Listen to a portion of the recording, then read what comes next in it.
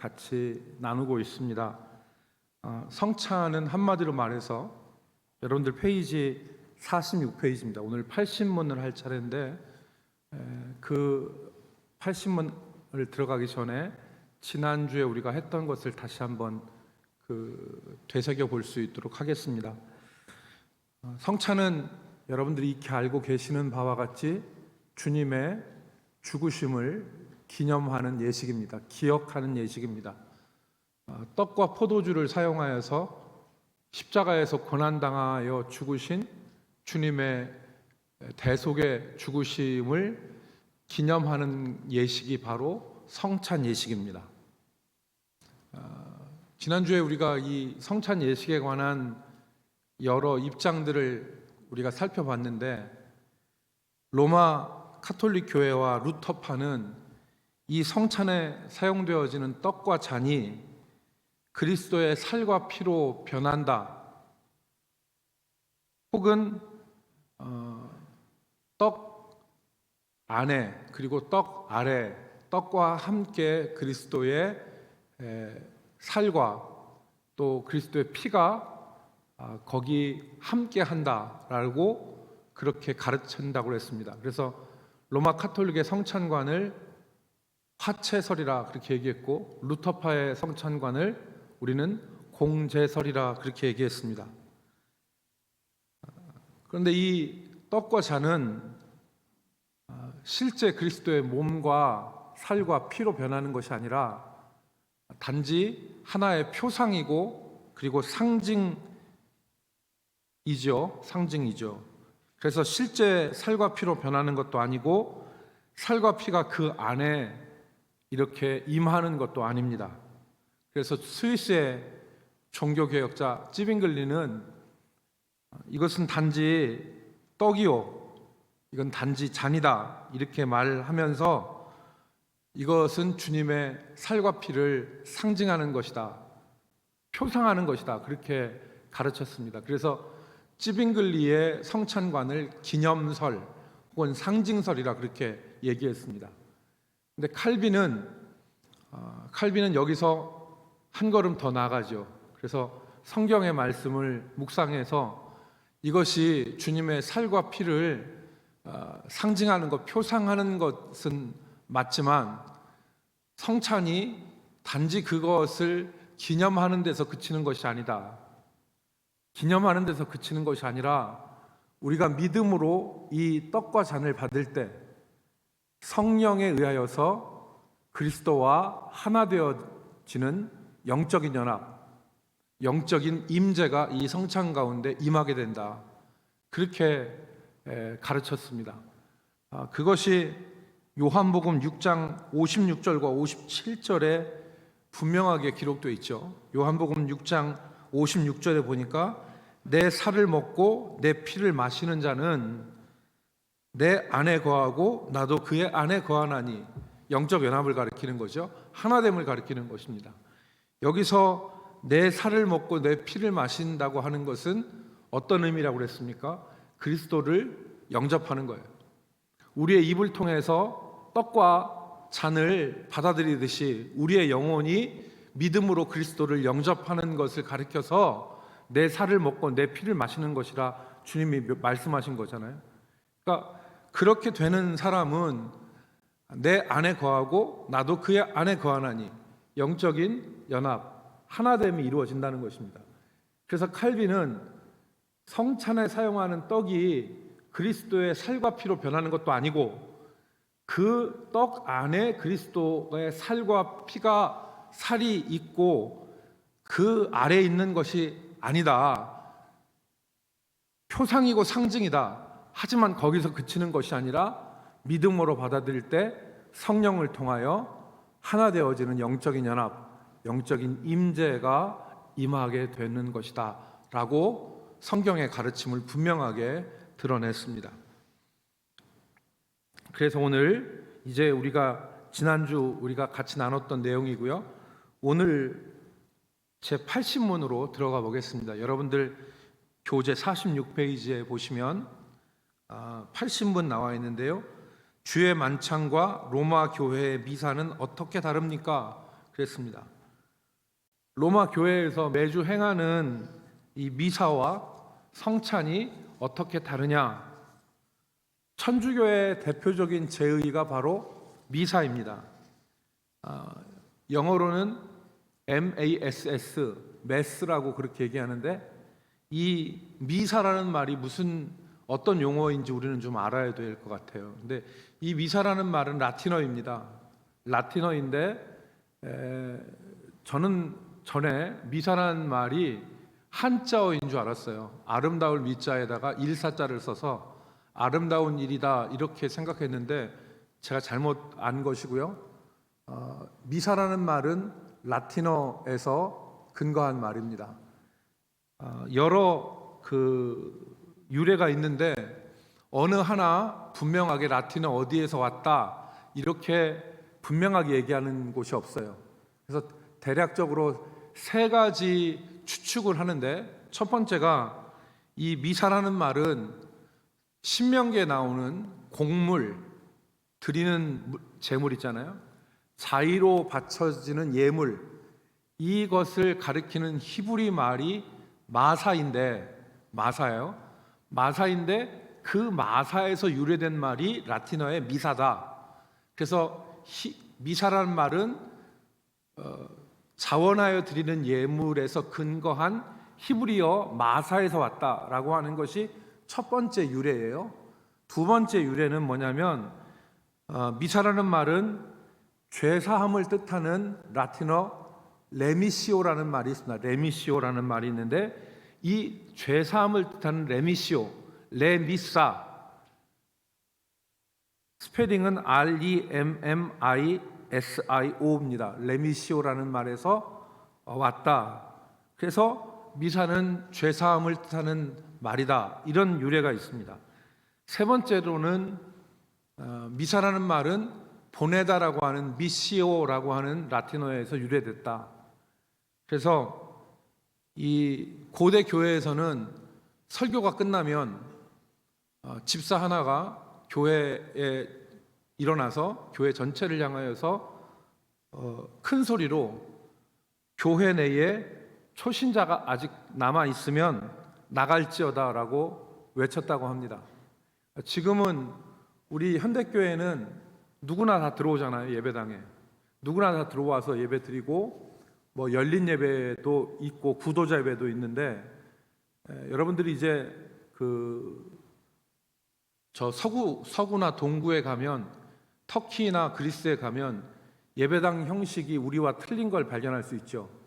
그래서 세례받은 사람이 앉는 좌석이 있고, 세례받지 않는 사람들은 사이드에 이렇게 자리를 마련해 놨거든요. 고대 교회는 엄격하게 세례받은 자와 세례받지 않는 자를 구분해 놨어요.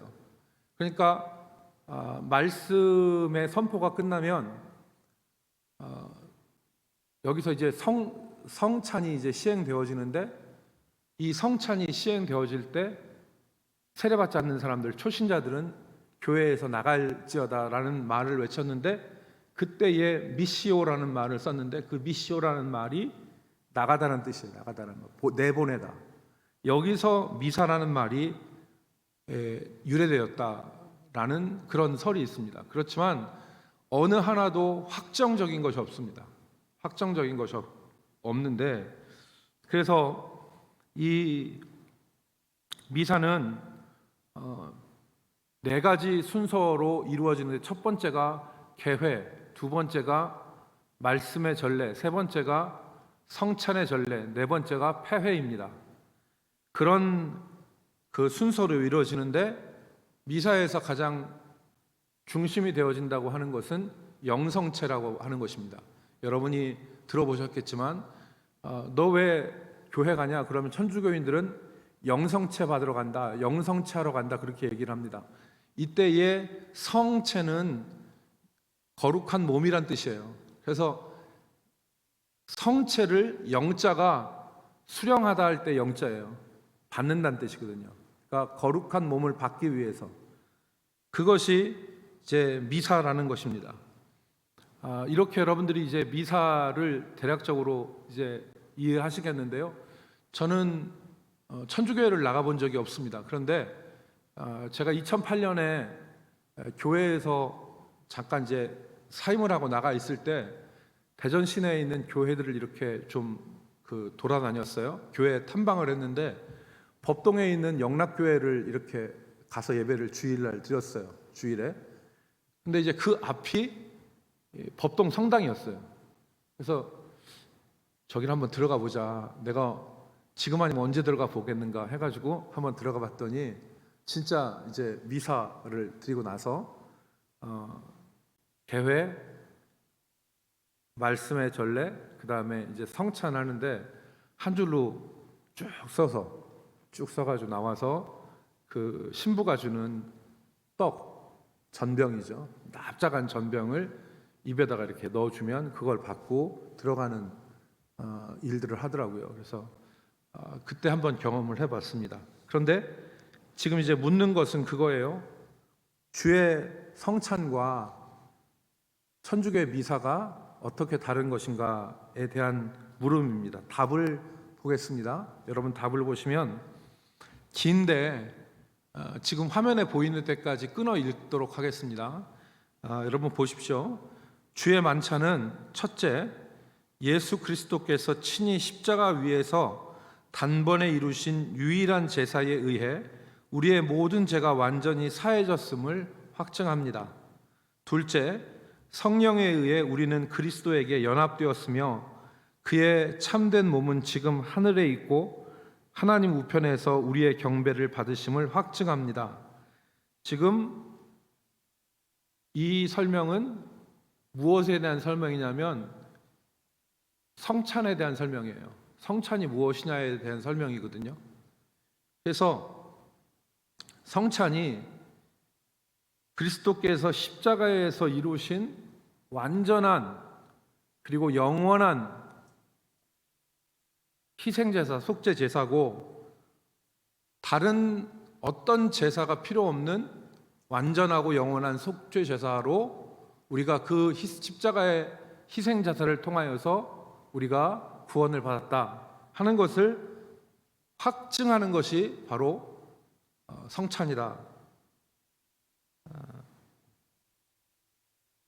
뒤에 이제 설명하겠지만 천주교의 미사는 그 제사를 예수님의 십자가의 속죄 제사를 유일한 제사로 생각하잖아요. 미사를 통해서 계속해서 속죄 제사를 드려야지만이 우리의 구원이 이루어진다고 생각해요. 그리고 그리스도의 몸도 지금 여기는 부활하셔서 하나님 보좌 우편에 앉아 계시고 우리의 경배를 그 자리에서 받으신다고 지금 하이델베르그 요리문답이 가르치는데 천주교회에서는 그리스도의 몸이 지금 미사 드리는 이 떡과 그리고 이 포도주에 형체는 떡과 포도주지만 그 안에 있는 본질은 형체는 떡과 포도주이지만 그 안에 있는 본질은 그리스도의 몸과 피로 변했기 때문에 이곳에서 주님이 경배를 받으신다고 가르쳐요. 그러니까 천주교의 미사와 우리의 성찬과는 완전히 틀린 거예요. 그것을 이야기하기 위해서 지금 성찬이 무엇인가를 먼저 이야기하고 있는 거예요.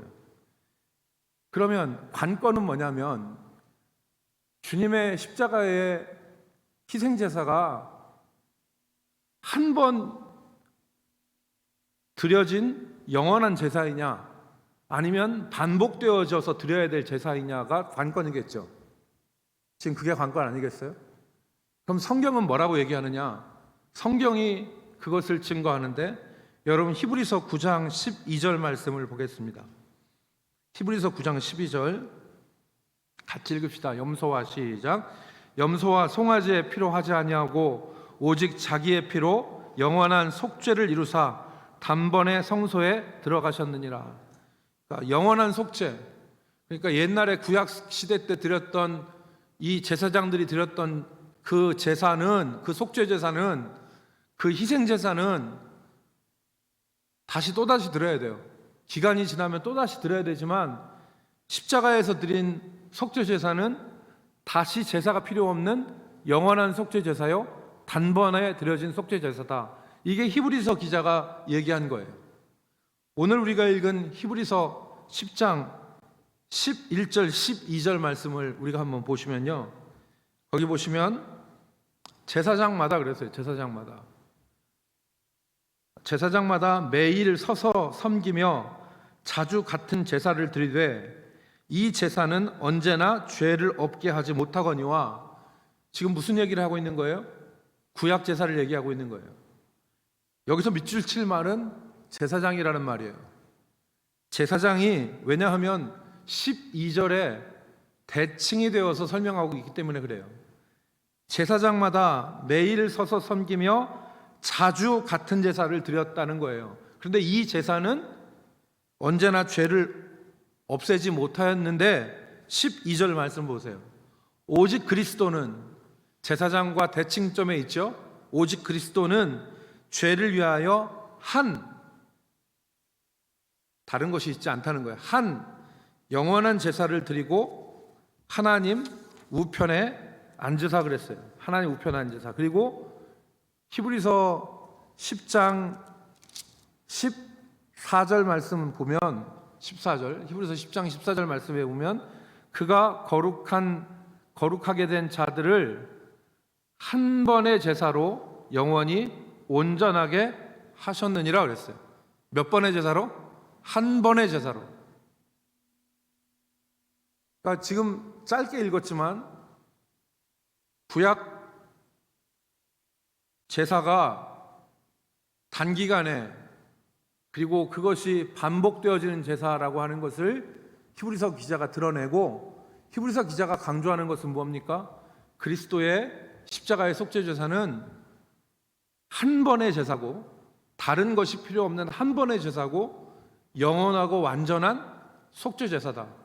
이게 히브리서 기자의, 정신 똑바로 박힌 사람이 히브리서를 읽으면 내리는 결론은 바로 이거예요. 그리스도의 속죄 제사는 영원하고 완전한 속죄 제사다. 다른 제사가 필요 없는 것이다. 이게 히브리서가 우리에게 제시하는 거예요.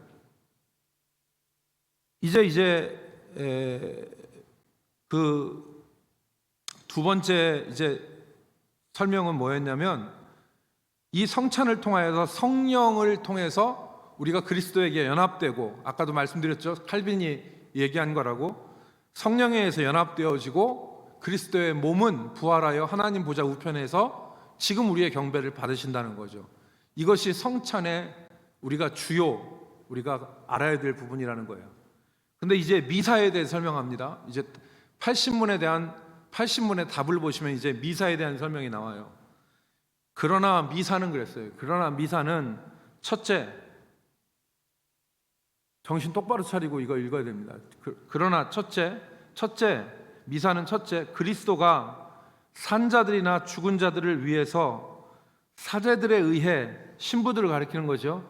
사제들에 의해 지금도 매일 드려지지 않으면, 미사를 통해서 드려지지 않으면 그리스도의 고난에 의해서는 그들이 죄사함을 받지 못한다고 가르칩니다.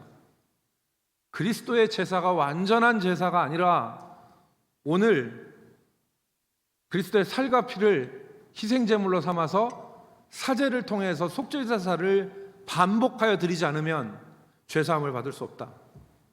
그래서 날마다 속죄제사를 우리가 드려야 한다, 이걸 말하는 것입니다. 둘째, 그리스도는 떡과 포도주의 형체 속에서 몸으로 존재하기 때문에, 아까 제가 얘기했죠. 형체는 떡과 포도주이지만 본질은 그리스도의 살과 피로 변했다는 거예요. 그래서 존재하기 때문에 그 속에서 경배를 받아야 한다고 가르칩니다. 아까 주의 성찬은, 그리스도의 몸은 하나님 보좌 우편에서 우리의 경배를 받으신다고 하지만, 미사는 지금 몸이 이 떡과 포도주 안에 임하였기 때문에 여기서 경배를 받으셔야 된다는 거예요. 그러니까 틀리죠. 그래서 특별히 디모데전서 2장 5절 말씀에 보면, 우리가 알고 있듯이 디모데전서 2장 5절에 보면 하나님과 사람 사이의 중보는 한 분이시니 그리스도 예수라고 분명히 가르치잖아요.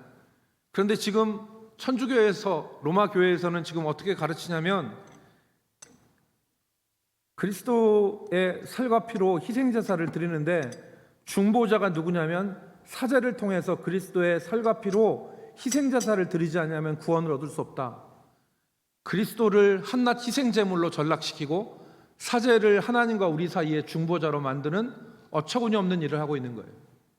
그렇기 때문에 결론적으로 맨 마지막에 미사라는 것은, 그러므로 미사라는 것은 근본적으로 예수 그리스도의 단번의 제사와 고난을 부인하는 것이며 저주받을 우상 숭배입니다.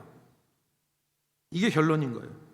그래서 지금 만약에 여러분들께서 지금까지 천주교의 미사와 우리의 예배는 비슷한 거야, 거기서 거기일 거야, 천주교에서 하는 예배가 미사고 우리 개신교에서 하는 예배가 예배야, 이렇게 생각했다면 지금 잘못 안 거예요. 오늘 실상을 분명히 우리가 알아야 되는 것입니다. 그래서 결코 같은 것이 아니다.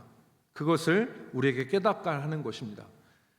더 이상 다른 어떤 것이 필요 없는 완전한 속죄 제사, 그것이 그리스도의 십자가예요.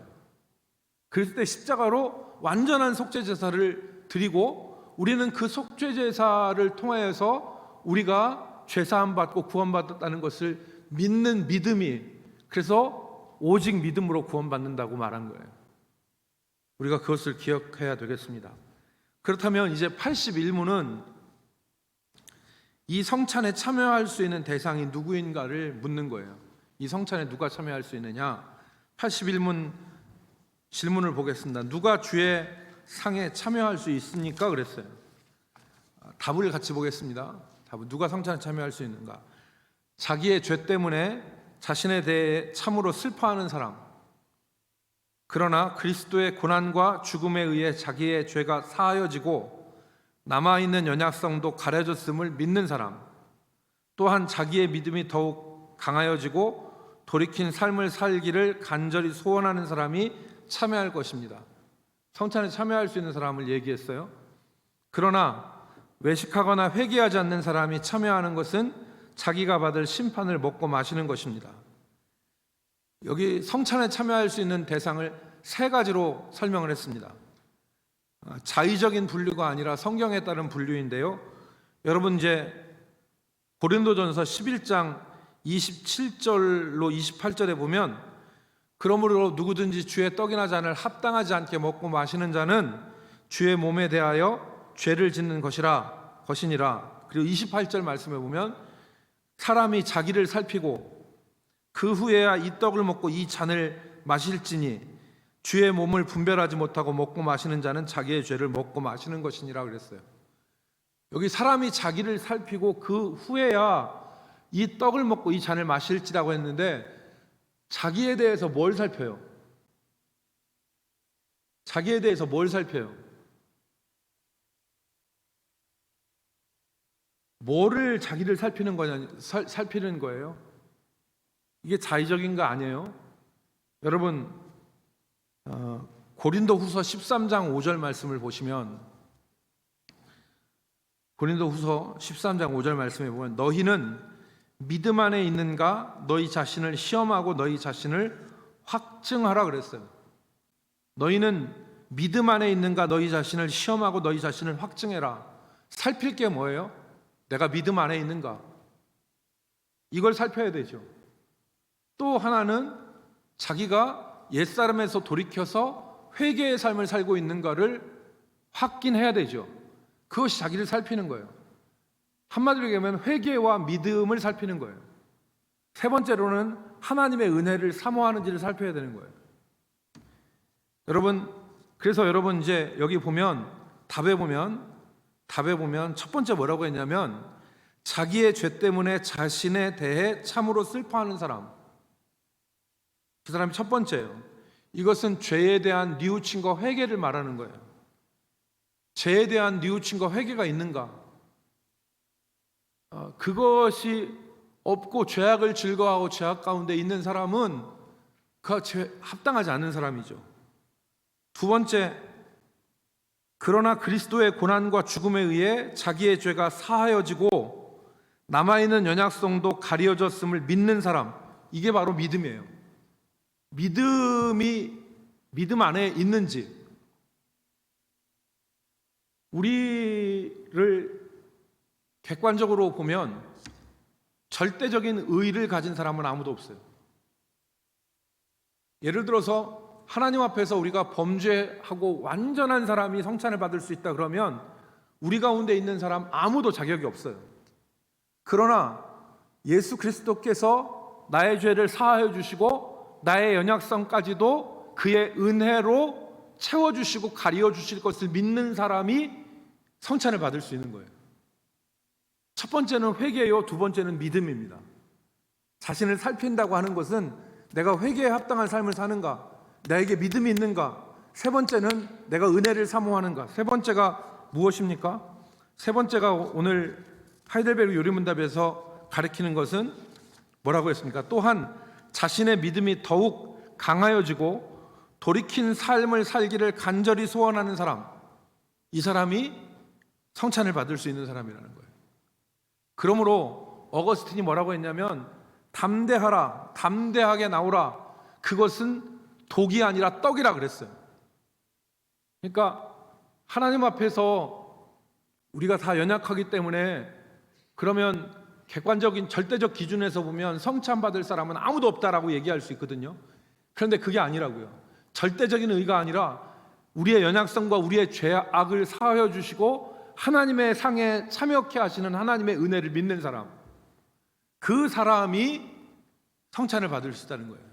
그러니까 회개와 믿음 그리고 은혜에 대한 사모, 이 세 가지 자격을 말했어요. 그런데 이 사람이, 그 사람이 믿음으로 성찬을 받으면 주와 연합해요. 주님과 연합하는 은혜를 누리게 되는 거예요. 그런데 반대되는 사람이 있습니다.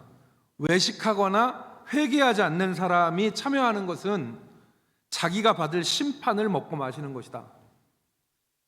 여기서 외식한다는 말은 뭐냐면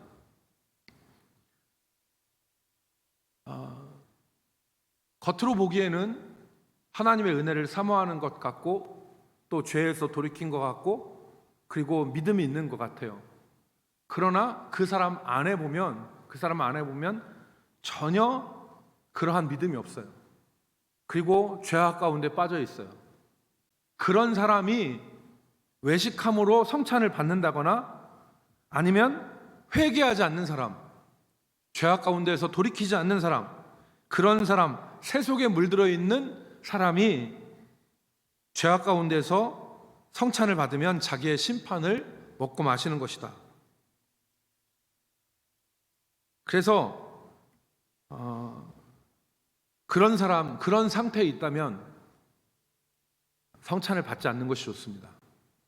성찬을 받지 않고 그 기간 동안 내가 얼마나 하나님에게서 멀어져 있는지, 내가 얼마나 부패한 가운데 있는지를 돌이켜보면서 회개할 수 있는 기회로 삼는 것이 유익합니다. 그것을 말하는 것이죠. 그리고 자기가 은혜의 자리에 회복되기를 기도하면서 힘써야 되는 것입니다. 그게 성찬을 받는 자세입니다. 이제 마지막 82문은 이렇게 회개치 않거나 외식하지 않는 사람들에게 교회가 성찬을 허용해서 되겠느냐라는 거예요. 82문을 보겠습니다. 자기의 고백과 생활에서 믿지 않음과 경건치 않음을 드러내는 자에게도 이 성찬이 허용됩니까? 여러분, 81문은 누구에게 묻는 거였냐면 개인한테 묻는 거였어요. 81문은 개개인이 외식하거나 회개치 않는 상태에서 성찬 받아도 됩니까? 그러면은 그거에 대해서는 개인이 아니라고 해야 돼요. 그런데 82문은 지금 누구한테 묻는 거냐면 교회한테 묻는 거예요. 교회가 이렇게 회개하지 않고 경건치 않은 사람에게 성찬을 허용해도 됩니까? 지금 교회에게 묻는 거라는 얘기거든요. 그래서 답을 보기 전에 여기 보니까 82문의 질문이 뭐냐면 자신의 고백과 생활에서 그랬어요.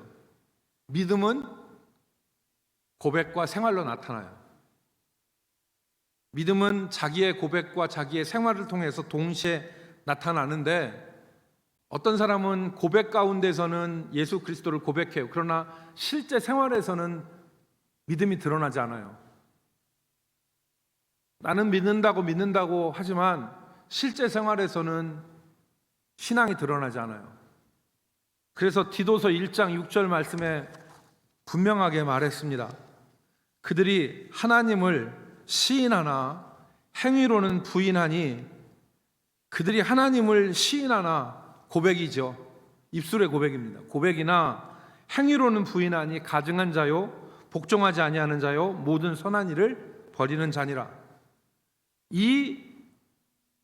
이렇게 부인하는 사람에게도 성찬을 허용해야 되겠습니까? 라는 질문이에요.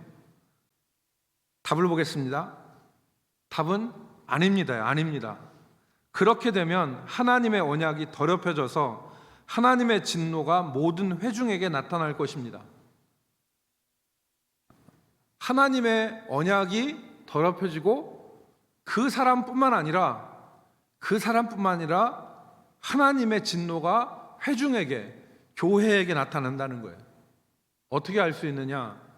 고린도전서 11장 30절로 33절 말씀해 보면 성찬을 없인 여긴 고린도 교회에 바울이 하신 말씀이에요. 그러므로 너희 중에 약한 자와 병든 자가 많고 잠자는 자도 적지 아니하니 그랬습니다. 약한 자와 병든 자는 우리가 아는 얘기입니다.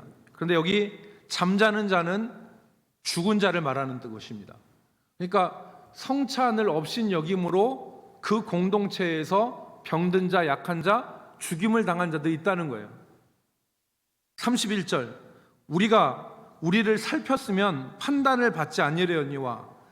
우리가 우리를 살폈다는 것이 무엇입니까? 두 가지 형태죠. 첫 번째는 자기 스스로 성찬을 받지 않든지, 두 번째는 교회가 그 사람에게 성찬을 허락하지 않든지, 이렇게 했으면 판단을 받지 아니하려니와. 32절, 우리가 판단을 받는 것은 주께 징계를 받는 것이니. 우리가 지금 이렇게 병들거나 약하거나 아니면 자는 자가 적지 않은 것은 무슨 연고다? 주께 징계를 받은 것이다. 주께 징계를 받은 것이다. 그러므로 성찬을 업신여기거나 성찬을 우리가 함부로 우리가 하게 되면 하나님의 교회에 유익이 없다. 이것을 말하는 것입니다. 개인에게도 마찬가지고 교회에도 마찬가지인 것입니다. 그래서 다시 이제 하이델베르그 요리문답 답 마지막을 이제 보시면 그러므로 그랬어요. 그러므로 그리스도와 그의 사도들의 명령을 따라 그리스도의 교회는 천국의 열쇠를 사용하여 그러한 자들이 생활을 돌이킬 때까지 성찬에서 제외시킬 의무가 있습니다.